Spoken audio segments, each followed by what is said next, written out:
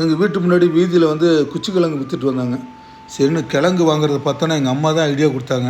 இந்த குச்சிக்கிழங்கில் பக்கோடா செய்யலான்னு சொல்லிட்டு தேவையான கிழங்கு வந்து ஃபஸ்ட்டு வாங்கினோன்னே தண்ணியில் ஊற வச்சிடணும். நான் ஒரு 3 பீஸு மட்டும் வந்து தோல் கம்ப்ளீட்டாக எடுத்துகிட்டு அது வந்து இந்த பீட்ரூட் சீவுறதில் வந்து பொடியாக வந்து நல்லா சீவி வச்சுக்கிட்டேன்.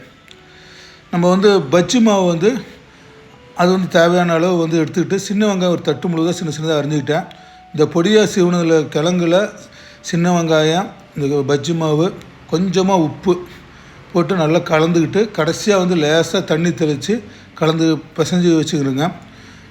நல்லா அடுப்பத்தை வச்சு ஒரு பாத்திரத்தில் வந்து எண்ணெய் கொஞ்சம் தாராளமாக ஊற்றி எண்ணெய் நல்லா சூடேறினதுக்கப்புறம் நீங்கள் வந்து இந்த பஜ்ஜி மாவில் கலந்து வச்ச பொடியாக கட் பண்ண குச்சிக்கிழங்கு வந்து நீங்கள் பக்கோடா வாட்டை எண்ணெயில் போட்டு நல்லா மொறுன்னு வெந்ததுக்கப்புறம் நீங்கள் பொரித்து எடுக்கலாம்.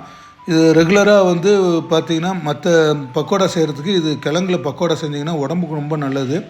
இந்த வந்து டேஸ்ட்டும் வந்து பார்த்திங்கன்னா ரொம்ப நல்லாயிருக்கும். மற்ற பக்கோடாவோட அந்த கிழங்கு பக்கோடா வந்து வாய்க்கு ருசியாக இருக்கும். கண்டிப்பாக வந்து வீட்டில் பண்ணி பாருங்கள். குழந்தைங்க வந்து விரும்பி சாப்பிடுவாங்க.